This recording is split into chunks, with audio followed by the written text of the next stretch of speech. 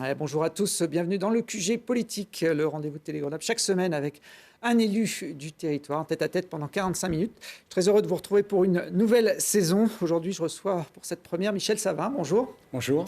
Bienvenue, vous êtes sénateur Les Républicains de l'Isère depuis 2011. Vous avez été réélu pour un troisième mandat dimanche dernier. Alors le mode de scrutin des sénatoriales est un petit peu particulier, puisque ce sont des élus du territoire, conseillers municipaux, des maires, conseillers régionaux, départementaux, qui votent. Ils étaient 3124 en Isère.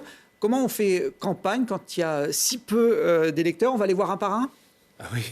Alors après, chacun fait le choix qu'il décide. Nous avons, avec Frédéric Puissat et l'ensemble de nos colistiers, fait le choix d'aller essayer de rencontrer le maximum de grands électeurs. Donc dès le 11 juin, les grands électeurs ont été désignés le 9.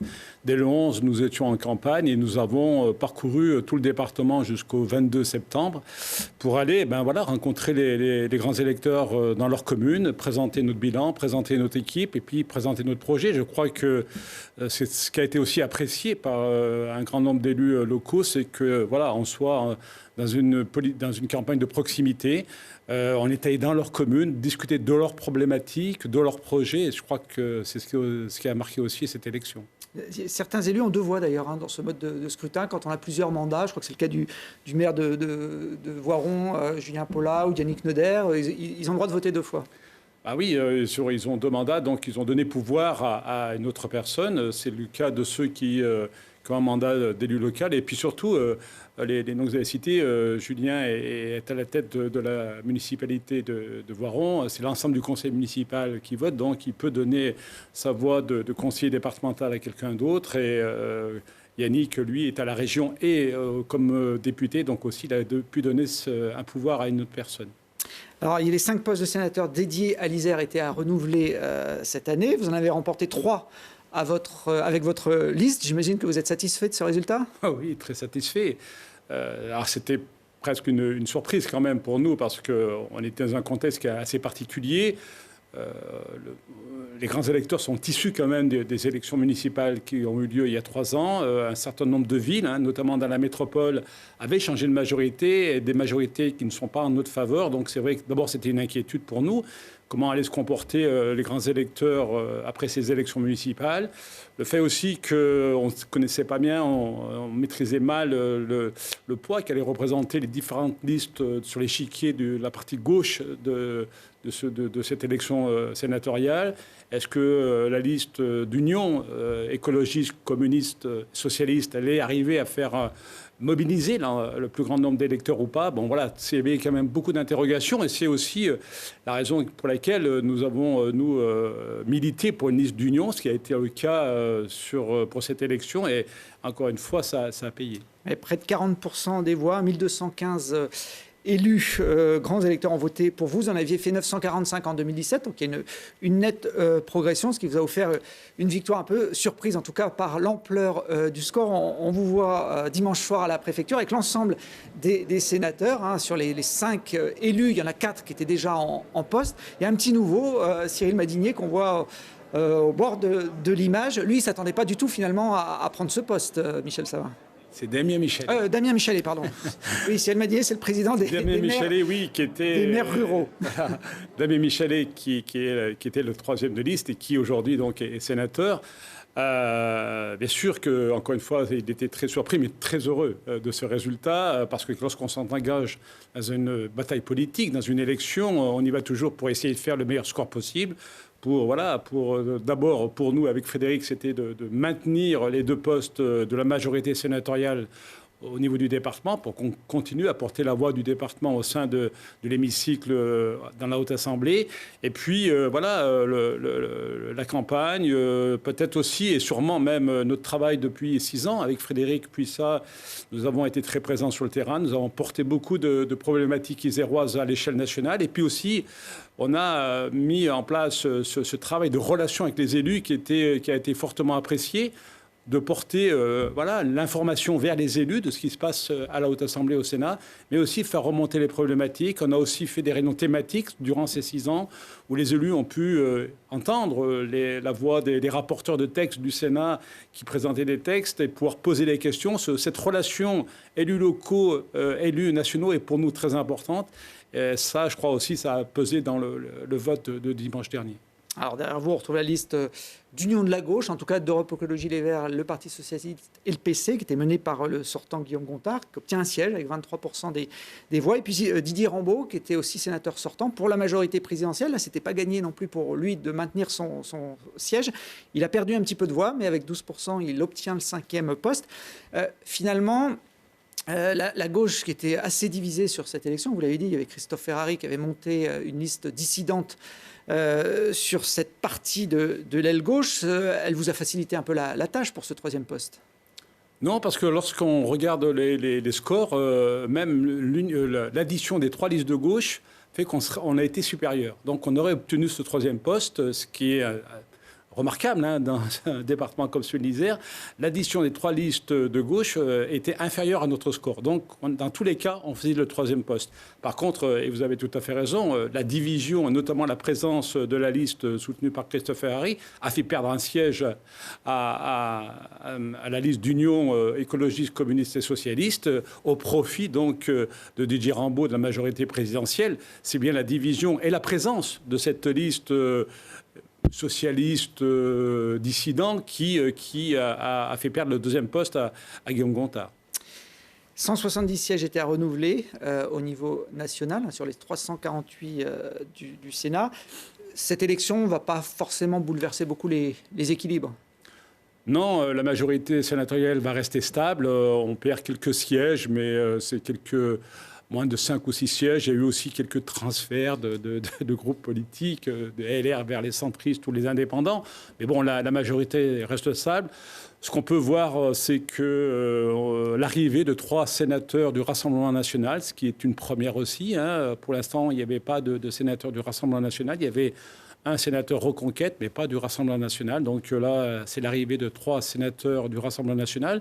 C'est aussi, j'ai vu l'augmentation du nombre de sénateurs du groupe écologiste, voilà, dans les répartitions au niveau des minorités, mais au sein de la majorité sénatoriale qui, autour de Gérard Larcher, les choses restent stables. Ouais. 4 femmes de plus avec ces élections et puis 75 nouveaux élus sur les 170 sièges, puisqu'il y a eu beaucoup d'élus qui ont été reconduits. Gérard Larcher, son poste de président n'est pas en danger, en discussion. Il était venu faire campagne au mois de juin avec vous ici en Isère. Non, je pense que Gérard Larcher mérite tout à fait de rester le président de la Haute Assemblée. Il a démontré ces dernières années sa capacité à tenir cette Assemblée. Lorsqu'on voit un petit peu aujourd'hui ce qui se passe de l'autre côté, du côté de l'Assemblée nationale, avec un comportement qui a choqué, qui choque beaucoup d'élus au niveau de la tenue des débats qui ont lieu à l'Assemblée nationale, on voit la différence avec un Sénat qui travaille sur le fond, parce nous avons à la tête de cette Assemblée un président qui est très rigoureux là-dessus, qui nous demande de travailler les textes, de remplir notre rôle de parlementaire, de voter la loi, de contrôler l'action du gouvernement. C'est ça le rôle du parlementaire. Et Gérard Larcher est là, il s'inscrit comme on le fait nous. On n'est pas dans une opposition au gouvernement. On est dans l'opposition du gouvernement, excusez-moi, mais on n'est pas dans l'obstruction. Donc on est là pour travailler les textes et faire avancer les choses dans l'intérêt du pays. Cette élection marque aussi la fin en Isère de la carrière politique du socialiste André Valigny, qui a été parlementaire pendant 26 ans dans les 2 assemblées. Il a déclaré il n'y a pas longtemps, si le Sénat travaille très sérieusement, c'est ce que vous dites, et fait d'excellents rapports, ils finissent souvent dans un tiroir. Vous êtes d'accord avec lui sur le fait que votre Assemblée n'a pas un énorme pouvoir au final? Non, d'abord, je salue le parcours d'André Valigny, mais là, il se trompe parce que... Et notamment, on le voit aujourd'hui avec une majorité présidentielle qui n'a pas de majorité à l'Assemblée nationale. On verra là tout le poids dans les prochaines semaines et dans les prochains mois du Sénat, du travail du Sénat sur les textes qui vont arriver en discussion. Je pense que le Sénat a démontré ces dernières années toute la pertinence de ses propositions. Je rappelle que sur l'ensemble des textes qui ont été votés, 66% des amendements qui ont été votés proviennent du travail du Sénat. Donc on voit bien que sur le travail de fond, le Sénat a toute sa place. Donc, alors oui, il arrive qu'il y ait des textes, mais c'est la démocratie, qui soient portés par le Sénat, qui n'aillent pas jusqu'au bout de la discussion parlementaire. Mais c'est la règle. Il n'y a pas d'obligation à l'Assemblée nationale de réinscrire les textes qui ont été votés au Sénat en débat à l'Assemblée nationale. Mais aujourd'hui, on voit que la situation politique au niveau national fait que le Sénat aura toute sa place et devra remplir ce rôle au niveau de l'intérêt du pays, encore une fois. Souligner le fait qu'il n'y a pas de majorité à l'Assemblée nationale pour le président. On a appris cette semaine que la Première ministre a décidé de se ressortir le 49.3 pour faire adopter sans vote la loi de programmation des finances publiques. Alors le 49.3, ça ne concerne pas le Sénat, mais ça donne quand même un peu le ton de ce qui va se dérouler dans les mois qui viennent. Oui, c'est ce qui est un peu regrettable. C'est que nous, on espère qu'au moins sur le budget du pays, on pourra avoir une discussion et des débats, parce que nous avons des propositions à faire. Nous avons sur beaucoup de sujets, notamment sur les trois qui nous paraissent essentiels, la sécurité, la santé et l'éducation, qui sont des sujets majeurs aujourd'hui sur lesquels les Français nous attendent. Nous avons des propositions. Et c'est vrai que le vote du budget est le vote politique, est l'acte politique majeur d'une année parlementaire. Nous espérons que les débats auront lieu et qu'ils se fassent de façon correcte dans la démocratie, avec des propositions, avec des débats, avec des amendements qui pourront être déposés, des articles qui pourront être supprimés ou rajoutés, mais que le débat aille jusqu'au bout pour qu'il y ait un vote. Alors, parmi les premiers dossiers qui vont arriver devant les parlementaires, il y a le projet de loi sur l'immigration qui fait déjà beaucoup parler. Plusieurs points font débat au sein même des organisations politiques, notamment celui qui concerne la régularisation des travailleurs sans papier dans les métiers en tension. Votre parti estime que c'est une ligne rouge à ne pas franchir. Est-ce que vous êtes sur la même ligne que le parti, Michel Savas ? Oui, je suis sur la même ligne parce que je pense qu'aujourd'hui, il faut reprendre le contrôle de notre politique migratoire. Le Sénat a déjà beaucoup travaillé sur ce sujet, a fait des propositions. La Commission des lois a travaillé il y a quelques mois et a déposé une proposition de loi au niveau du Sénat. Nos groupes politiques, aussi bien à l'Assemblée qu'au Sénat, se sont alignés sur une position commune sur le texte qui va être débattu. Et donc maintenant, voilà, nous allons remplir ce rôle. Et ça répond en partie à votre première question sur l'utilité du Sénat. On verra là si le gouvernement entend les propositions du Sénat, s'il veut que ce texte soit adopté. Alors, avant d'entendre les propositions du Sénat, Emmanuel Macron a entendu le pape qui était en visite en France la semaine dernière, le week-end dernier, à Marseille. Il avait un accueil digne d'une finale de Coupe du Monde de football, un stade plein pour l'accueillir. Alors, il n'a pas marqué de but, mais il en a profité pour appeler le président de la République à faire preuve d'humanité sur le sujet des migrants. Il a estimé que le monde était un carrefour civilisationnel avec d'un côté la fraternité, de l'autre l'indifférence, et qu'il ne fallait pas avoir peur des problèmes que la Méditerranée nous pose. Est-ce que vous avez été sensible à ce discours ? C'est un discours très politique du pape. Oui, mais il faut être aussi conscient de la réalité. Je pense qu'aujourd'hui, sur le volet de l'immigration, nous avons aujourd'hui une situation qui n'est pas maîtrisée en France. Et donc, il faut qu'on ait un vrai débat politique sur savoir quelle capacité on a aujourd'hui à pouvoir accueillir l'immigration en France, dans quel statut on peut les mettre, ces réfugiés politiques. Aujourd'hui, on voit bien que, aussi bien au niveau de l'accueil que du suivi, que de l'intégration, on a un vrai déficit.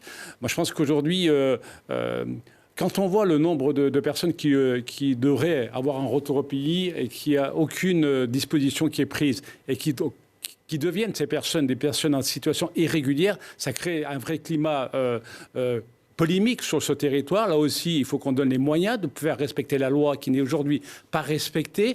On le voit aujourd'hui avec certains pays, il faut qu'on ait une vraie discussion avec les pays, notamment avec les pays de l'Afrique du Nord. Quelle position on prend par rapport à ces situations qui sont catastrophiques lorsqu'on voit qu'il y a des personnes qui prennent des bateaux, qui font le jeu des passeurs, qui sont aujourd'hui des gens qui profitent de la misère des uns et des autres et qui se font de l'argent sur ce malheur, et que nous, on est là à regarder comment on peut organiser tout ça. Je pense qu'il y a un débat à avoir à l'échelle aussi européenne. L'Italie, aujourd'hui, est confrontée à ce problème. Demain, ça sera la France. Aujourd'hui, il y a plusieurs types d'immigration. Il y a l'immigration économique. Il y a l'immigration, bien sûr, par rapport à des situations politiques sur certains territoires. Et là, on doit jouer notre rôle en termes d'accueil de ces personnes qui sont en danger. Et puis, demain, on aura aussi une immigration climatique. Comment tout ça, on le gère? Quelle capacité on a à pouvoir accueillir ces personnes? Est-ce qu'on n'a pas aussi à choisir quelle politique d'immigration on doit avoir? Et là, c'est là que notre famille politique veut un débat, et quitte même à apporter un référendum à l'échelle nationale. Pourquoi les Français ne seraient pas interrogés sur cette question? Vous soutiendrez Gérald Darmanin, qui a une position assez ferme là-dessus, assez proche de la vôtre, mais qui ne fait pas l'unanimité dans son camp.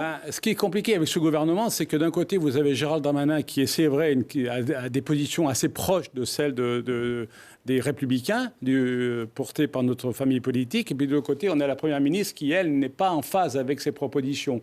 Donc la priorité, il faudrait quand même qu'au sein même du gouvernement, il y ait quelque chose un débat qui ait lieu et qui ait une position commune. Parce que est-ce que c'est la position de Gérald Darmanin ou est-ce que c'est la position de la Première ministre qui est la position du gouvernement? C'est ce qu'on verra lors des débats. Alors d'un point de vue moins philosophique, mais peut-être plus pragmatique, beaucoup d'entreprises se sont dit favorables à la régularisation des travailleurs sans papier, notamment dans les domaines en tension, le BTP, l'hôtellerie, restauration. Ça, c'est pas un argument que vous entendez du côté des Républicains? Non, parce que c'est encore une fois donner la possibilité à ce qu'on ouvre la possibilité à beaucoup de personnes d'origine étrangère de venir en France pour répondre à un problème économique. Alors oui, aujourd'hui, il y a certains métiers qui sont en tension, mais est-ce que la seule réponse, c'est d'accepter une immigration non contrôlée pour venir répondre à cette problématique? Je ne le crois pas. Autant lorsqu'il y a des personnes qui sont d'origine étrangère, qui viennent en France et qui suivent le processus d'intégration et qui, demain, prennent la nationalité française, il n'y a aucun problème pour accéder à ces emplois, mais ça ne doit pas être la seule réponse au fait qu'il y a aujourd'hui des tensions dans certains métiers. Ce qui donne aussi la possibilité, on l'a vu, des travers où certaines professions utilisent aussi cette manœuvre à bas prix, et ça, c'est pas acceptable non plus, dans des conditions parfois de travail et de logement et de vie qui sont non plus très critiquables, et ça, c'est aussi une responsabilité de notre part. Donc, de vouloir à tout prix régulariser tous ceux qui aujourd'hui ont un emploi en France dans certains métiers en tension n'est pas la bonne solution. Alors, le pape qui a profité aussi de son passage à Marseille pour rappeler sa position sur la fin de vie, sur l'euthanasie. Il y est opposé. Il y a un débat qui va aussi arriver là, dans les prochaines semaines. Quelle est votre position sur ce sujet? C'est un sujet qui est très personnel, déjà. On sort des clivages politiques. Il n'y a pas de position politique là-dessus. Chaque groupe politique aura un débat. Et au sein même de chaque groupe politique, je pense que l'ensemble des parlementaires a une position bien particulière. Je pense que l'enjeu d'abord prioritaire pour notre pays, c'est d'abord d'appliquer la loi aéronautique qui n'est pas appliquée dans la totalité des pays. Il faut être en capacité de pouvoir l'appliquer, ce qui n'est pas le cas, et donc en donner les moyens nécessaires. Et puis deuxièmement, je pense que d'abord, il faudrait qu'on puisse travailler sur la politique du grand âge qui est un vrai problème. Parce qu'avant de parler de la fin de vie, il y a l'étape d'avant le grand âge aujourd'hui où on voit que beaucoup de situations de personnes sont en grande difficulté, aussi bien parce qu'il y a un manque de place dans les établissements, ou lorsque les personnes restent à domicile, on voit bien la difficulté qu'on peut avoir à trouver et à former des personnels pour pouvoir accompagner ces personnes qui font le choix de rester à domicile. Donc c'est là, je pense qu'aujourd'hui, l'enjeu majeur, et ça devrait être une priorité aujourd'hui, de travailler sur un texte. Ça n'est pas pour vous? Eh bien non, parce qu'on parle aujourd'hui d'un projet sur la fin de vie, et moi je préférais qu'on travaille d'abord en priorité sur un projet sur le grand âge, comment mieux accompagner les personnes qui sont d'un certain âge, qui veulent rester à domicile, ou donner les moyens aux établissements de pouvoir accueillir un maximum de personnes dans les établissements qui sont, dont le but est notamment les EHPAD, pour pouvoir accompagner ces personnes.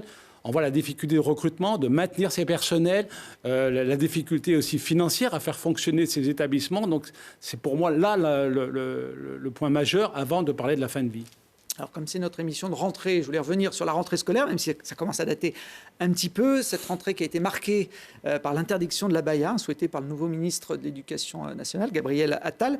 Vous aviez proposé en tant que sénateur l'interdiction du burkini dans les piscines. J'imagine que vous êtes favorable à cette proposition? Oui, tout à fait. Je pense qu'aujourd'hui, il ne faut pas qu'on ait le moindre doute sur l'objectif qui est recherché aujourd'hui par ceux qui veulent fragiliser la République. Et donc, il faut être intransigeant. Oui, je suis tout à fait favorable à cette proposition qui va dans le sens aussi du texte que j'avais proposé au Sénat sur l'interdiction de tout signe religieux dans la pratique du sport de compétition, qui malheureusement n'a pas été suivi par le gouvernement. Donc, j'espère que ce texte reviendra en discussion pour qu'on puisse aussi, là aussi, sanctuariser des endroits où la laïcité doit être protégée. Le ministre veut même aller plus loin, expérimenter le port de l'uniforme à l'école. Qu'est-ce que vous en pensez ? Oui, c'est quelque chose qu'on a porté aussi. Max Brisson, notre collègue au Sénat, a travaillé sur un texte qu'il a présenté. Et ça fait partie des propositions faites par les Républicains au niveau du Sénat. C'est réaliste, cette proposition Alors, je pense qu'elle a deux objectifs. Elle a d'abord d'éviter de retomber chaque fois sur les discussions comme on vient d'avoir sur certains tenues qui peuvent être très proches de tenues religieuses et ce qui crée des polémiques et des tensions dans les établissements. Alors ça réglerait ce problème. Et deuxièmement, ça pourrait aussi régler le problème d'égalité par rapport aux jeunes. Alors, moi, c'est pas un uniforme, c'est d'avoir une tenue. Les Anglais, les États-Unis, dans les universités ont une chemise ou un t-shirt de la même couleur. Ça permettrait aussi d'avoir une identité, même avec un établissement, ce qui serait une fierté peut-être pour une partie des élèves. Moi, je suis assez favorable, au moins qu'on l'expérimente. Alors après, se pose la question du financement. Là aussi, il faut qu'on puisse travailler au niveau national avec l'éducation nationale, l'État, qui va prendre en charge le financement. J'espère que ce ne sera pas encore un transfert vers les collectivités qui ont assez de choses à prendre en charge. Ce sont les lycées qui sont gérés par la région et les collèges par le département. En tout cas, Laurent Wauquiez, le président de la région, a dit qu'il était favorable et qu'il avait envie d'expérimenter ça sur cette année scolaire. On verra quel lycée il choisit, s'il y en a dans notre département. La semaine dernière, le gouvernement a dévoilé également le nouveau plan loup pour les 5 prochaines années. Ça concerne évidemment le département de l'Isère, puisque chaque année, il y a de nombreux éleveurs qui sont victimes du loup, en tout cas leurs élevages. Il y aurait la possibilité de renforcer les prélèvements, sont de 19% de la population recensée aujourd'hui, de simplifier aussi les procédures d'abattage des loups. Un plan qui ne satisfait ni les éleveurs, ni les associations de protection de la faune sauvage. On a l'impression de tourner en rond avec ce dossier depuis des années, qu'il n'y a pas vraiment de solution. Non, il n'y a pas de solution pour l'instant parce que personne ne veut prendre position. Le gouvernement ne veut pas prendre position entre aujourd'hui ceux qui militent pour la présence et le maintien et même l'agrandissement de la présence du loup. On le voit, le premier plan loup était à 500. Aujourd'hui, on est à plus de 1000 loups présents sur le territoire. Et puis d'autres, comme dont je fais partie, qui sont plutôt pour un équilibre entre la présence du loup qui doit être limitée. Je pense que les 500 étaient le chiffre sur lequel il fallait qu'on s'arrête. Ça permettait de maintenir une diversité avec la présence de cet animal, mais surtout de protéger l'activité des éleveurs qui aujourd'hui subissent des attaques, plusieurs centaines d'attaques par an, plus de 800 bêtes qui ont été égorgées, mais lorsqu'on rencontre et qu'on discute avec les éleveurs, on voit bien aujourd'hui la difficulté qu'ils ont à pouvoir faire correctement leur travail. Ils travaillent avec la boule au ventre. C'est une situation qui n'est plus tenable pour certains. Ça pose aussi d'autres problématiques. Aujourd'hui, on voit que ça pose des problématiques de sécurité même. On a vu cette année des personnes qui se promènent dans les alpages et qui, par méconnaissance, s'approchent d'un troupeau, ils peuvent être attaqués par un patou, ce qui crée des tensions entre les éleveurs, les promeneurs. Et là encore, les élus se retrouvent en première ligne parce que on leur demande de prendre des arrêtés d'interdiction de circuler, ce qui n'est pas non plus très bon pour l'environnement, pour la nature, mais aussi pour l'économie de notre territoire. Et puis, je pense que là, est-ce qu'on fait le choix du loup ou de l'éleveur ? Moi, je pense que l'éleveur est prioritaire. C'est lui qui entretient nos alpages, c'est lui qui entretient nos montagnes. Si demain, nous avons plus d'éleveurs, nous aurons des friches sur nos territoires et la présence massive du loup va remettre en cause l'équilibre. Donc, je pense que le gouvernement devrait prendre une décision ferme, c'est-à-dire d'arrêter un chiffre et se caler sur ce chiffre de 500 qui était celui qui était préconisé dans le premier plan loup. Alors, j'entends qu'il y a une augmentation du nombre de tirs de prélèvement, ce qui est une bonne chose. Mais on sait aussi que le loup la population de loups progresse rapidement, et ça, c'est très inquiétant. Il y a 229 loups qui auront le droit d'être abattus sur l'année 2024, sur une population qui, effectivement, dépasse même, je crois, les 1100 dans le recensement officielle. Puisqu'on parle de chasse, le marquis Bruno de Quinsona a fait beaucoup de parler de lui en ce moment. C'est le propriétaire du château du Touvet et d'une partie des hauts plateaux de Chartreuse. Il veut interdire l'accès de son territoire et de ses richesses naturelles aux randonneurs pour préserver son terrain de chasse, qu'il loue jusqu'à 10 000 € les 3 jours, selon les chiffres qui ont circulé. On retrouve parmi ses clients de riches Anglais ou même des Russes se prenant en photo ou en vidéo, en pleine réserve naturelle de Chartreuse, devant leur trophée de chasse. Certains élus de Grenoble, notamment, ont dénoncé un meurtre organisé d'animaux. Là, on voit des images qui ont été tournées dans la réserve naturelle des Hauts-de-Chartreuse il y a quelques années. Qu'est-ce que vous pensez de cette situation? Vous étiez au courant de ce type de chasse ici en Isère? Non, je n'étais pas au courant de ce type de chasse. Par contre, moi, l'information que j'ai, c'est que le propriétaire a pris... il y a une loi qui a été votée qui empêche l'engrillagement des grands espaces naturels pour protéger la circulation des animaux et autres. Ce qui permet aussi aux personnes de pouvoir circuler sur ces espaces. Sauf que lorsque c'est un terrain qui est privé, le propriétaire a la possibilité aujourd'hui d'interdire cette circulation. Alors pas de la fermer, mais il peut poser un panneau interdiction, interdisant la circulation. Je pense qu'aujourd'hui, je sais qu'aujourd'hui, des discussions ont lieu entre le propriétaire et le président du parc pour essayer de trouver un accord sur l'organisation, le fonctionnement. Alors, de l'autre côté, il faut aussi respecter la propriété française. Aujourd'hui, cette personne a le droit d'interdire la circulation. Oui, il est dans son bon droit. Voilà, il est dans son droit. Donc, ce qui serait dommage, c'est qu'en étant dans son droit, il empêche les personnes qui ont envie de se promener de pouvoir circuler. En plus, il y a un GR qui traverse une partie de son territoire. Moi, j'espère qu'un accord sera trouvé, qu'une des conventions de circulation puisse être trouvée, que des droits de passage puissent être signés entre le propriétaire et le parc de Chartreuse pour que tout le monde puisse en profiter, tout en respectant le droit de propriété. Alors, au-delà du droit, ces chasses privées qu'on vend à de riches étrangers pour venir tuer nos chamois en Chartreuse, même si c'est légal, ça fait penser un peu aux safaris africains qu'on a vu parfois dénoncés dans les médias, où ça évoque aussi peut-être un autre temps que celui du XXIe siècle. Oui, tout à fait. Mais moi, je suis pas chasseur et je suis pas partisan de ce type de chasse. Je crois que comme vous venez de le rappeler, c'est des chasses qui sont d'un autre temps. Mais est-ce qu'il faut légiférer là-dessus? La question se pose. Le député de la circonscription, Jérémy Jordanov, est monté au créneau pour demander au département de se porter acquéreur des terrains privés que tous les randonneurs connaissent sur ces Hauts-de-Chartreuse, pour que justement il n'y ait plus ce type de problème à partir du moment où ce serait une collectivité qui en serait propriétaire. C'est une bonne idée selon vous? Je ne suis pas sûr que ce soit une bonne idée.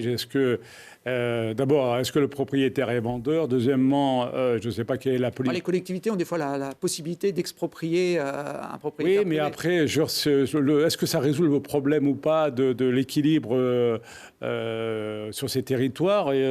Aujourd'hui, on voit bien qu'il y a un conflit entre certains usagers et ce propriétaire. Je pense que jusqu'à présent, les choses se sont bien passées. Alors moi, je fais abstraction de la partie chasse. Alors, je ne sais pas ce que se représente la partie chasse sur ce territoire que vous présentez. Moi, ce que je sais, on m'a fait remonter, c'est plutôt la problématique de ceux qui veulent aujourd'hui traverser ce site, qui veulent aller se promener, qui veulent profiter des espaces naturels et qui, demain, se verraient interdits de circuler, ce qui me pose le plus de problèmes. La chasse après, est-ce que c'est au rôle du département de gérer ce type de problématique? J'en suis pas sûr. Ce qui semblait déranger le propriétaire dans la diversité des randonneurs, c'est que ça dérangeait la faune et que ça perturbait aussi un peu. Oui, parce que vous avez des randonneurs, vous avez des promeneurs qui ne sont pas là pour se promener, qui font du militantisme et qui vont courir plutôt après les chasseurs pour militer contre la chasse. Mais est-ce que c'est leur rôle dans cet espace naturel? Allez, pour ceux qui le situent, c'est entre la Dent de Crolles et le Granier, ces hauts plateaux de Chartreuse que nombreux Grenoblois aiment pratiquer tout au long de l'année. J'ai vu également, il y a quelques jours, pour rester dans le domaine de la montagne, dans le Dauphiné libérique, vous aviez été interpellé par les forestiers isérois sur le fait que les entreprises chinoises étaient en train d'acheter aux enchères de nombreux lots de bois issus de nos massifs, de nos montagnes, Vercors ou Chartreuse, pour les rapatrier en Chine. Alors là aussi, ils ont la loi avec eux, hein, c'est, on va dire, la loi du marché, mais c'est quelque chose qui choque en tout cas les professionnels. Qu'est-ce qu'on peut faire? Est-ce qu'on peut faire quelque chose d'ailleurs sur ce type d'action? C'est un sujet que je vais faire remonter au Sénat d'un groupe Forêt auquel j'appartiens au Sénat, parce que c'est une vraie problématique aujourd'hui, avec des achats massifs de coupes de bois, avec, on le voit aussi, ce qui remet en cause même la pérennité d'un équilibre qu'on voudrait voir trouver sur notre territoire, de proximité entre la production et la consommation de bois sur notre territoire. C'est vrai que c'est un enjeu qui est majeur. Je pense qu'aujourd'hui, on a un vrai sujet sur la gestion de la forêt en France, où entre la forêt privée, la forêt publique, on voit bien que tout ça est à travailler. Il y a des propositions qui ont été faites par le Sénat, notamment sur la vente de parcelles. Alors, c'est notamment sur les petites parcelles, mais on n'est pas allé jusqu'à cette problématique où des pays étrangers ont fait le choix d'arrêter la coupe de bois sur leur territoire pour venir la faire chez nous. Donc, je crois que c'est un enjeu qui doit être discuté à l'échelle nationale pour voir quelles dispositions on peut prendre pour mieux protéger la forêt française, mais aussi organiser la vente et la gestion de la forêt en France. Lors de votre précédent mandat, Michel Savin, au Sénat, vous étiez président du groupe d'études sur les pratiques sportives et les grands équipements. Est-ce que vous allez rester à cette présidence, comme vous le souhaitez, poursuivre dans ce domaine? Je voudrais bien au moins poursuivre ce que je vais proposer à mes collègues, de poursuivre au moins jusqu'à l'échéance de 2024 avec les Jeux Olympiques et Paralympiques, pour terminer le travail que nous avons commencé, au moins terminer le travail que nous avons commencé au Sénat. Et puis, j'en discuterai avec mes collègues, oui. Vous pourrez peut-être ensuite poursuivre jusqu'aux Jeux Olympiques de 2030, puisque l'Auvergne-Rhône-Alpes est candidate avec la région PACA à l'organisation des Jeux d'hiver. 2030, c'est presque demain. Elle vous paraît pertinente, cette candidature, juste après celle de Paris? Oui, je pense que la région a beaucoup d'atouts à mettre sur la table pour organiser cette grande compétition internationale que sont les Jeux Olympiques et les Jeux Paralympiques. Puis je trouve que l'idée sur les différents sites est une idée intéressante, ce qui permet aussi de pouvoir éviter la construction de grandes infrastructures qui coûtent souvent cher dans le cadre de l'organisation de ces grandes compétitions sportives. Donc, je pense que l'idée est intéressante. Maintenant, il faut que tout le monde se mette autour de la table pour qu'il y ait un collectif qui porte cette candidature, aussi bien au niveau régional qu'au niveau national. L'État, les élus, les parlementaires vont soutenir aussi fort cette candidature qu'ils l'ont fait pour Paris, par exemple? J'espère que ce sera le cas. Je ne vois pas pourquoi on aurait soutenu Paris et on ne soutiendrait pas la région Auvergne-Rhône-Alpes. Mais je pense qu'encore une fois, Laurent Wauquiez, qui l'a mis en avant, aura la capacité à mettre en face tous les atouts qu'on peut porter. Aujourd'hui, il y a un enjeu environnemental, il y a un enjeu financier et un enjeu aussi de développement et de la promotion du sport lorsqu'on organise ce type de grands événements. Et je crois qu'aujourd'hui, avec cette candidature, ces trois enjeux sont respectés. Alors, nos montagnes, en tout cas, plus d'atouts que l'Arabie Saoudite, qui va organiser les Jeux asiatiques d'hiver. C'est pas une blague. En 2029, là, on marche un peu sur la tête. On avait déjà eu la Coupe du Monde au Qatar dans des stades climatisés. Là, carrément, des Jeux d'hiver en plein désert. Oui, mais c'est bien pour ça que je trouve que la candidature pour organiser les Jeux Olympiques et Paralympiques dans la région Auvergne-Rhône-Alpes est beaucoup plus pertinente que ce type de décision qui a été actée par le mouvement olympique. C'est ce qui est un peu surprenant. Alors, ce qui est surprenant, le pouvoir de l'argent qui est plus fort que tout, finalement. Ça donne cette impression comme quoi l'argent est bien supérieur à tous les autres intérêts, aussi bien économiques que environnementaux, que aussi sociaux, parce qu'on sait comment aujourd'hui sont réalisés les travaux et les chantiers dans ces pays lorsqu'ils organisent des grandes compétitions sportives. Ce n'est pas des choses qu'il faut avoir en référence. Bon, le sport français qui a été secoué ces dernières années par des affaires de violences sexuelles. Les plus médiatiques concernaient le patinage artistique, le football ou le tennis, des fédérations importantes du sport français. Mais c'est un problème qui touche beaucoup de sports, visiblement. En 2020, vous aviez déposé une proposition de loi pour renforcer la protection des mineurs dans le sport. qu'il y a encore des choses à faire dans ce domaine au niveau législatif. Oui, bien sûr. Il y a beaucoup de choses à faire. C'est un problème qui est très important. Alors, jusqu'à présent, encore quelques années, le sport a été un petit peu caché sur ces sujets d'agression sexuelle. C'était tabou parce que d'abord parce que souvent on s'aperçoit que tout ça se passe dans un cercle très fermé, soit au sein d'un club, au sein d'une équipe, et donc pas mettre en cause certains dirigeants. Donc on voyait bien qu'il y avait du mal à ce que la parole se libère. Aujourd'hui, ce qui est plutôt positif, c'est que des athlètes de haut niveau ont pris la parole pour dénoncer ce qui s'était passé. On a un travail de formation à faire, d'alerte. Il faut former des dirigeants qui doivent être vigilants sur l'organisation, le fonctionnement au sein de leur club. Il faut aussi informer les jeunes, comme quoi personne ne doit toucher le corps d'un enfant, quel que soit son âge. C'est interdit, et ça, c'est un gros travail de faire, de formation, d'information, de prévention, mais aussi de sanction. Il faut qu'on puisse aussi être en capacité de sanctionner toute personne qui, aujourd'hui, a ce type de comportement vis-à-vis d'un enfant, et puis de faire attention que la personne qui est sanctionnée ne puisse pas recommencer dans un autre département ou dans une autre fédération. Donc ce travail de coordination est important, et c'est aujourd'hui un challenge important à relever. Oui, ce n'est pas forcément le cas, puisque pour lever ces tabous, il y a actuellement une commission d'enquête sur les violences dans le sport qui auditionne de nombreux acteurs. J'imagine que vous êtes au courant de ces travaux. Elle vous a sollicité d'ailleurs, cette commission d'enquête? Non, pas pour l'instant, mais bon. En tout cas, l'initiative irrite certains dirigeants du sport français, comme le nouveau patron du Comité national olympique, David Lapartien, qui a dénoncé des accusations outrancières et qui rejette le qualificatif de milieu opaque pour qualifier les instances du sport français. Il fait allusion à certains témoignages qui ont été recueillis par cette commission. Il a raison de s'offusquer, ou c'est important que tout le monde vide son sac en public sur des sujets comme ça?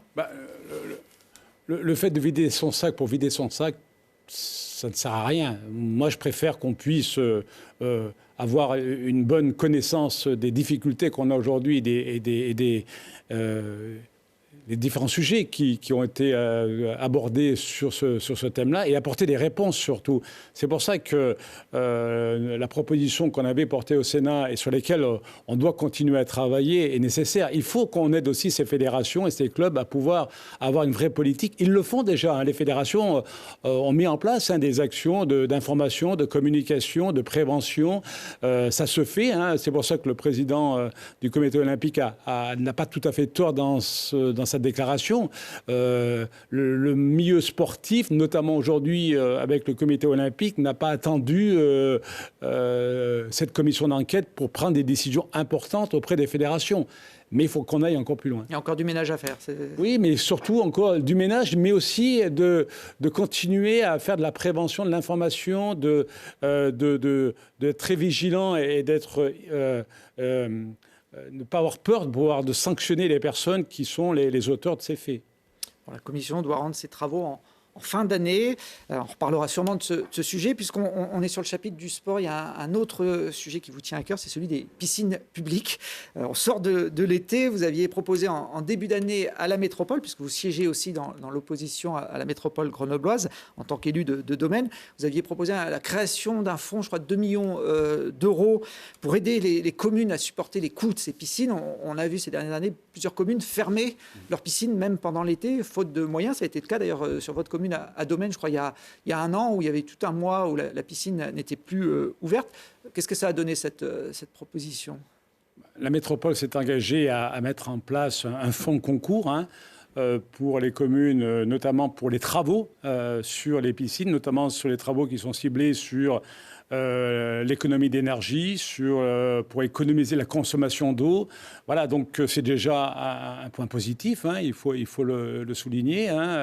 Raphaël Guerrero, qui est le premier vice-président en charge des finances, avec qui on a pu travailler à porter cette délibération qui a été votée. Donc voilà, c'est un premier pas qui est fait de la métropole vers les communes. Et vous avez raison, c'est un enjeu majeur pour le territoire de la métropole, mais comme pour l'ensemble des territoires, d'avoir des espaces où les enfants d'abord puissent apprendre à nager, parce que c'est un enjeu national de sécurité aussi. Le savoir nager est une priorité nationale au niveau des écoles. Donc si c'est une priorité nationale, il faut qu'on mette en face des équipements dans lesquels les jeunes pourront venir pratiquer la natation. Et puis, ça répond aussi à un enjeu au niveau social. Lorsqu'on voit les étés qu'on passe avec des pics de chaleur très importants, tout le monde ne peut pas partir en vacances. Il y a des populations pour lesquelles ces équipements sont les seuls lieux de loisirs et de détente l'été. Et donc, il faut les préserver. Bon, Michel Savin, il y a une tradition dans cette émission depuis sa création il y a quelques années, c'est que l'invité précédent pose une question à l'invité du jour. Alors même si c'est la première de la saison, on a rembobiné le fil du QG politique. Notre dernier invité avant la pause estivale, au mois de juillet, c'était Éric Piolle. Donc on allait le revoir. Éric Piolle, on ne savait pas à l'époque que vous seriez le premier invité de la saison. On écoute la question qu'il souhaitait vous poser. Cher Michel, d'abord, félicitations pour ton élection, ta réélection et le résultat. Évidemment, pas très favorable pour nous, mais très favorable pour la liste que tu conduisais. C'est aussi, je crois, la preuve, ce mandat, que le non-cumul des mandats marche. Tu as su trouver ta place à la fois localement et au Sénat. Et c'est sur cette articulation que je voudrais te poser une question.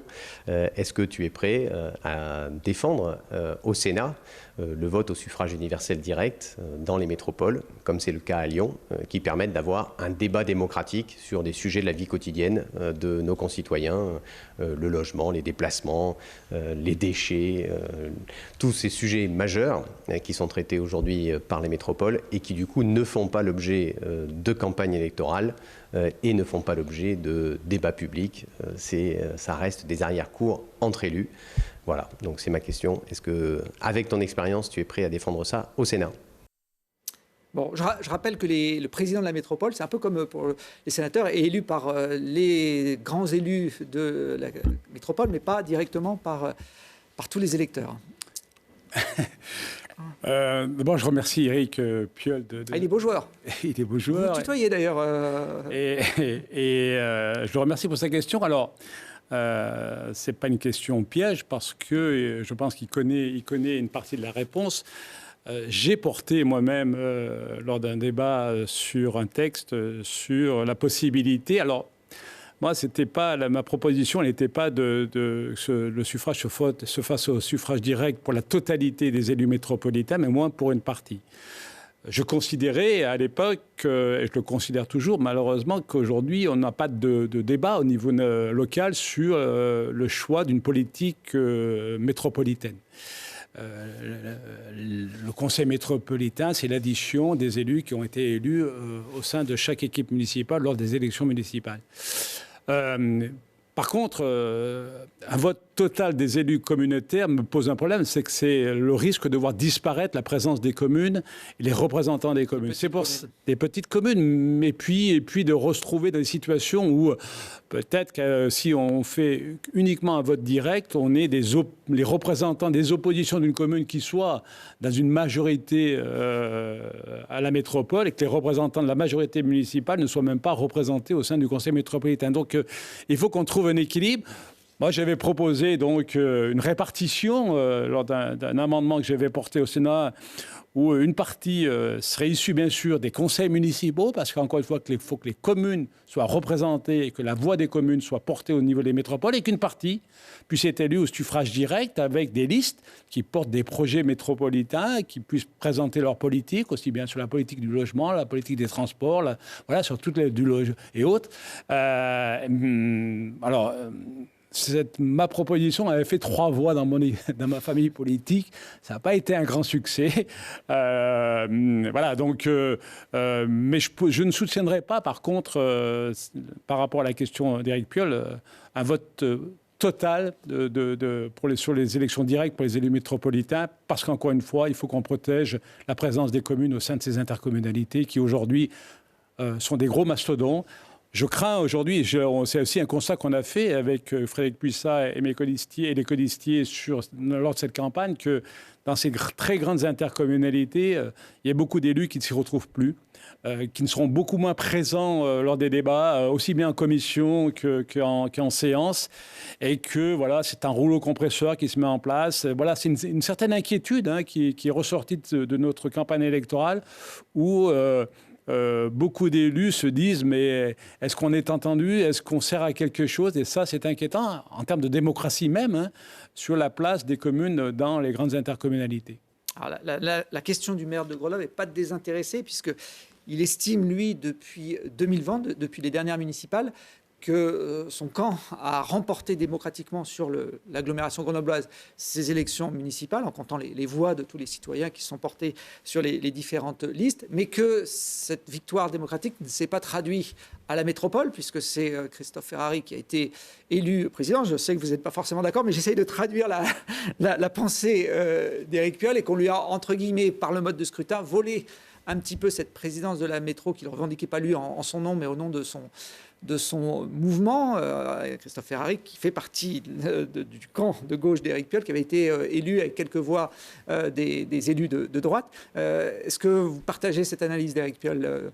Non, je partage le même constat, comme quoi ils ont perdu sur le candidat qui était représenté la ville de Grenoble. Monsieur Mongaburu a perdu les élections, mais c'est le problème de la gauche métropolitaine. Il y a eu 2 tours pour une primaire entre un candidat socialiste qui était Christophe Ferrari et un candidat porté par la ville de Grenoble qui était M. Mongaburu. Sur les 2 premiers tours, c'est M. Mongaburu qui était arrivé en tête, et Éric Piolle, comme une partie des élus, une grande partie du groupe qu'il représente, estimait que c'était une primaire et que Christophe Ferrari devait se retirer ayant perdu les 2 premiers tours. Ça n'a pas été le cas. Voilà, mais c'est un problème interne à la majorité métropolitaine. Je vois simplement que suite à cette élection, la majorité qui est affichée est une majorité de Christophe Ferrari et d'Éric Piolle avec les autres groupes communistes et des petites communes. Voilà, donc, et on voit aujourd'hui les tensions qu'on a dans cette Assemblée. Moi, j'appelle une autre gouvernance. On ne peut pas continuer pendant encore 3 ans à avoir ce type de discussion, ce type de débat, où c'est un problème personnel entre le maire de Grenoble et le président de la métropole qui pénalise entièrement aujourd'hui le fonctionnement de notre territoire. Ceux qui en souffrent le plus, ce sont nos concitoyens qui ne voient pas avancer les choses. Ce sont les entreprises, les artisans qui se disent « mais c'est quoi l'image qui est renvoyée aujourd'hui du politique métropolitain par rapport à tous les grands enjeux sur lesquels on devrait travailler ?» Genre, les autres intercommunalités, là encore, à l'issue de nos campagnes, on a vu d'autres intercommunalités qui fonctionnent sur des politiques de projet avec des présidents et des vice-présidents de différentes sensibilités politiques, mais qui se mettent d'accord sur un projet politique de territoire. Dans cette métropole, on est incapable de se mettre autour d'une table et de pouvoir discuter. Le groupe minoritaire est exclu de toutes les discussions. C'est un choix politique de Christophe Ferrari. Il doit l'assumer et c'est pas la faute de quiconque d'autre. C'est sa responsabilité d'avoir exclu une partie des représentants de ce territoire. Et c'est vrai qu'aujourd'hui, les communes qui ne sont pas dans la majorité peuvent se dire, mais en fin de compte, on ne participe pas aux grandes décisions et aux discussions qu'ils peuvent avoir sur les grands sujets qui touchent la métropole. Moi, j'ai dit tout à l'heure lors du Conseil métropolitain que j'ai appelé un changement de gouvernance parce que l'image qu'on renvoie dans les autres territoires est catastrophique. Je veux dire, l'image qu'on renvoie, ces querelles de personnes entre Éric Piolle et Christophe Ferrari, ce n'est plus tenable. Et encore une fois, chacun devra prendre ses responsabilités. Moi, j'appelle les maires des différents groupes de la majorité de se réunir et de nous faire une autre proposition. On est prêts, nous, à travailler dans l'intérêt du territoire, mais pas dans ces conditions. Alors, dernier épisode de cet affrontement au sein de la majorité de gauche de la métro, affrontement qui dure donc depuis 3 ans, c'était ce vendredi sur un dossier, la vente de Grenoble Habitat, bailleur social dont l'actionnaire majoritaire est la ville de Grenoble et qui souhaite le vendre à la Caisse des dépôts et consignations pour 37 millions d'euros. La métropole, actionnaire minoritaire, était appelée à se prononcer sur cette vente. Vous étiez présent dans cette assemblée, Michel Savin, et après de longs débats, les élus métropolitains se sont prononcés nettement contre le projet, 72 voix contre 26. Vous êtes abstenu avec votre groupe. Pourquoi ? Parce qu'encore une fois, nous n'avons pas participé, nous n'avons pas été invités à participer aux discussions qui ont eu lieu entre la ville de Grenoble et la métropole. Deuxièmement, on voit bien qu'aujourd'hui, c'est un règlement de compte entre Christophe Ferrari et Éric Piolle. Le dossier à Grenoble Habitat est un prétexte. La majorité qui a voté contre cette délibération, des élus qui ont voté contre cette délibération, c'était une majorité qui ne voulait pas faire un chèque de 37 millions à la ville de Grenoble, qui est vrai, une ville qui est très endettée, qui aujourd'hui, malgré l'augmentation des 25% de taxes d'habitation, est dans une situation financière qui est catastrophique. Après, de l'autre côté, c'était un enjeu de politique du logement. La question que j'ai posée, quel est le plan B proposé par Christopher Rey? Parce que dire non au rachat des actions par la CDC Habitat, quel est le plan B? Donc on a cru comprendre dans les débats, les prises de position des uns et des autres, qu'une discussion commençait à avoir lieu entre la ville de Grenoble et la métropole pour peut-être que la métropole fasse une proposition dans un avenir assez proche, de revoir sa proposition qui était de 15 millions en recapitalisation, voire augmenter avec une proposition plus importante qui serait, certains ont annoncé un prix de 104 € l'action, qui ferait environ 24 à 25 millions d'euros. Mais est-ce que si c'est ça le plan B, il faut qu'ils nous le disent tout de suite. C'est pour ça que notre groupe, devant autant d'ambiguïté, de discussions qui ont lieu sans avoir lieu, de prise de position des uns et des autres. On l'a bien vu que certains étaient là pour régler les comptes entre élus grenoblois. On l'a vu. De l'autre côté, quelle solution on apporte pour la politique du logement sur notre territoire? Quelle réponse on apporte aux locataires? Quelle réponse on apporte aujourd'hui aux salariés de Grenoble Habitat qui se posent beaucoup de questions sur leur devenir? Voilà. Alors maintenant, il y a eu un vote de rejet d'une majorité de la métropole. J'espère que surtout, que rapidement, ce dossier revienne en discussion pour savoir un petit peu quel est le devenir de notre politique du logement sur l'agglomération. Les autres constructeurs et les autres bailleurs attendent aussi une réponse. Ils sont aussi inquiets de ce qui se passe à Grenoble Habitat parce que c'est un acteur qui aujourd'hui compte. Et cette situation est quand même assez inquiétante. Alors, ce vote n'est pas contraignant pour la ville de Grenoble, c'était un avis consultatif, mais ça peut avoir, selon vous, des conséquences, freiner peut-être l'acheteur Oui, je pense que le message qui est envoyé à la CDC Habitat est très clair, c'est que voilà, on veut pas le territoire n'est pas d'accord. On veut pas d'eux sur le territoire de l'agglomération, au moins pas dans ces conditions-là. Il est sûr que le message qui est envoyé n'est pas des plus positifs vis-à-vis d'un accord ou d'un partenariat entre les communes de la métropole et la CDC Habitat. Bon, puisqu'on parle d'Éric Piolle, qu'est-ce que vous pensez de son initiative d'aller faire des stages d'immersion d'1 mois, il a annoncé ça il y a quelques jours, dans différents services publics pour comprendre les difficultés auxquelles le personnel peut être confronté? C'est une bonne idée qu'un élu se mette comme ça en situation de Monsieur Tout-le-Monde? Un élu devrait être dans la situation de Monsieur Tout-le-Monde, sans aller passer 1 mois d'immersion dans un service. Je pense qu'aujourd'hui, vous passez une journée dans un service, aussi bien à l'hôpital qu'au niveau des urgences ou dans un autre établissement, vous voyez tout de suite quelle est la situation, les difficultés que peuvent rencontrer ces personnels. On n'a pas besoin d'y passer d'1 mois. Non, je pense que tout ça est peut-être de la politique politicienne ou fait le buzz. Mais un élu, un politique devrait être au courant de ce qui se passe dans l'ensemble de ces services. Et c'est notre rôle aussi, au niveau du contrôle qu'on a au niveau des parlementaires, c'est ce rôle-là aussi d'aller voir ce qui se passe. On a fait des visites avec Frédéric Puissat, on a passé une journée avec la gendarmerie, on a passé une journée et une nuit avec la police pour voir un petit peu comment tout ça fonctionnait, quelles étaient l'organisation des services, mais aussi les problématiques que ça rencontre, qu'ils pouvaient rencontrer en termes de gestion du personnel. On n'a pas besoin de passer 1 mois au sein d'un service. Et c'est un reproche qu'on fait souvent à la classe politique d'être déconnecté de la réalité, de la vraie vie. Là, pour le coup, il essaye de faire le contraire, d'aller au contact de la vraie vie. Mais la vraie vie, on la vit tous les jours. Moi, je la vis tous les jours, la vraie vie. Et quand je rencontre mes concitoyens, quand je vais dans les communes voir les élus, ils me parlent de la vraie vie. Je n'ai pas besoin d'aller en stage d'immersion pour qu'on me parle de la vraie vie. Alors, sauf si on vit dans une tour d'ivoire et qu'on est déconnecté, je ne pense pas que la majorité des élus soient déconnectés de la vraie vie. Et puis, vous savez, les concitoyens nous le rappellent tout de suite. Lorsqu'on croise les personnes dans la rue, alors, sauf si on ne sort jamais de chez soi, mais lorsqu'on va dans la rue, lorsqu'on va dans les manifestations, sur les communes, les gens nous rappellent tout de suite les réalités de la vie. Bon, Éric Piolle qui ne se représentera pas aux prochaines municipales à Grenoble. Il l'a affirmé et confirmé ces derniers temps. Ce n'est pas le cas d'Alain Carignon, le leader de l'opposition municipale, a délégué ses fonctions de présidence du groupe d'opposition à la ville et à la métropole à 2 femmes, hein, Brigitte Bauer et Dominique Spini, pour, je cite, se consacrer pleinement à la préparation des prochaines municipales et à l'alternance. C'est une bonne chose que votre parti ait déjà son candidat pour Grenoble prêt à affronter cette future campagne électorale? Alain Carignon vient, quand je vous écoute, prépare, et je trouve que c'est bien qu'il puisse préparer. Il prépare sa candidature. C'est pas tout à fait les termes de ce que vous m'avez annoncé. C'est pas les termes, mais c'est l'esprit. Il prépare l'alternance. Donc, je pense que c'est bien qu'on prépare une élection. Et bien sûr qu'une élection, elle ne se prépare pas 15 jours à l'avance.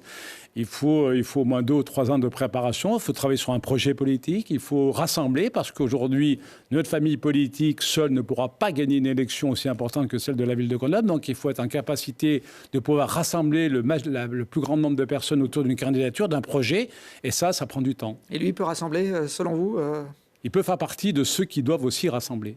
Alors, quel serait le bon candidat à droite, si ce n'est pas Alain Carignon, pour la ville de Grenoble? Vous en voyez un autre qui pourrait émerger? Parce qu'on est à 2 ans et demi du scrutin. Ça... Encore une fois, avant de parler de candidat, il faut qu'on parle de savoir ce qu'on veut faire et quel projet on porte pour la ville. Je pense que les Grenoblois aujourd'hui veulent des réponses sur plusieurs sujets, sur le problème de la sécurité, sur le problème de la propreté de la ville, sur le problème de l'attractivité de la ville aujourd'hui. Il y a des réponses à Alain Carignon sur tous ces sujets en général. Oui, non, mais il faut que les réponses, et c'est très bien, et heureusement, et Alain Carignon fait un très gros travail aussi bien au niveau de l'opposition grenobloise qu'au sein de la métropole. On voit ces prises de position, mais est-ce qu'ils sont partagés par un grand nombre? C'est ça aussi l'enjeu.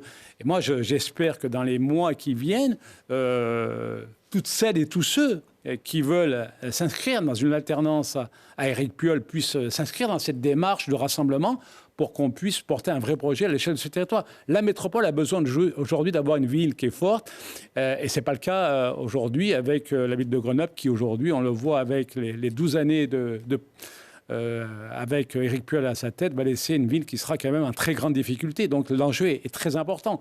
Et Alain Carignon, comme son équipe, en feront partie de ceux qui doivent aussi, bien sûr, s'inscrire dans cette démarche de reconquête. Alors, il y a un autre candidat qui ne se cache pas chez les Républicains, c'est Laurent Wauquiez, en tout cas qui ne cache pas ses ambitions pour la présidentielle. Sa candidature faisait d'ailleurs partie du programme d'Éric Ciotti l'an dernier quand elle a été élue à la tête des Républicains. Je ne sais pas si vous avez voté pour Éric Ciotti, vous d'ailleurs, en tant qu'adhérent des LR. J'ai voté. Vous avez voté, bon. C'est le bon candidat à droite, Laurent Wauquiez, pour cette élection présidentielle où là, pour le coup aussi, le sortant ne se représentera pas. Emmanuel Macron ne peut pas... Non, mais Laurent Wauquiez peut être un très bon candidat, mais il y en a d'autres. On voit bien qu'aujourd'hui, dans notre famille politique, il y a des personnalités qui peuvent aussi porter nos couleurs lors de cette élection présidentielle. L'important, là aussi, je suis désolé, mais l'important, avant de parler du candidat, c'est de savoir quel projet on porte. Et après, est-ce que le candidat qui soit choisi vraiment incarne le projet qui soit porté? Ce n'est pas en décalage avec le projet. Donc, il y a tout le travail qu'Éric Ciotti a lancé au niveau des Républicains, hein, aussi bien du côté du parti, mais avec aussi les députés et les sénateurs, c'est de travailler sur un projet politique, hein, et des thématiques et des réunions thématiques ont été mis en place pour qu'on puisse faire des propositions. À l'issue de tout ça, nous aurons un programme politique. Trop de Français aujourd'hui nous disent quelles sont les propositions, quelle est la position des LR, des Républicains sur tel et tel sujet. Il faut qu'on soit très clair sur tous ces sujets. Quelle est notre position, quels seront nos choix si demain une nouvelle majorité siège à l'Assemblée nationale. Et puis après, il faudra qu'il y ait des instances qui choisissent le meilleur candidat. Bien sûr que Laurent Wauquiez en fait partie. On sait aussi, mais parce qu'on ne peut pas dire le contraire, que d'autres personnalités sont aussi sur les rangs. Donc tout ça se fera. Et moi, je me rangerai d'ailleurs le candidat qui sera choisi par ma famille politique, parce que mon intérêt et l'intérêt des Français, c'est qu'on incarne une vraie alternative et qu'on ne soit pas, encore une fois, à un deuxième tour des élections avec le choix entre deux extrêmes, qui serait un choix catastrophique. Il faudra une primaire alors pour choisir au sein des... Non, je pense qu'aujourd'hui, au niveau des primaires, le choix a été fait de retirer cette décision, mais j'ai vu que Bruno Retailleau n'était pas hostile à ce qu'on rediscute des primaires, donc c'est des discussions qui auront lieu au sein de la famille politique, et j'espère que la bonne décision sera prise pour le choix du candidat à la présidentielle. Michel Savin, on arrive au terme de cette émission. Je vous propose un dernier petit exercice, le même qu'Éric Piolle, mais dans l'autre sens, puisque la semaine prochaine, à votre place, on recevra notre parlementaire, députée, Elisa Martin, députée de la première circonscription de Grenoble. Elle n'est pas dans le même camp que vous. Elle est avec la France insoumise, une proche de Jean-Luc Mélenchon. Je vous laisse regarder la caméra en face de vous et lui poser la question que vous souhaitez. Madame Martin, Madame la députée, ma question va être très directe. Depuis, lors de nos nombreuses réunions avec mes colistiers lors de cette élection sénatoriale, nous avons pu constater la grande inquiétude, même le désarroi de beaucoup d'élus face au comportement des députés de la France insoumise au sein de l'Assemblée nationale. Ma question est simple. Allez-vous persister dans cette stratégie de bordélisation de l'Assemblée nationale pendant encore très longtemps? Merci Michel Savin. Elle vous répondra, Elisa Martin, la semaine prochaine dans le QG politique de Télé Grenoble, tous les vendredis à 21h15, samedi 13h, dimanche 19h. L'émission, vous pouvez revoir également en replay sur le site télégrenoble.net.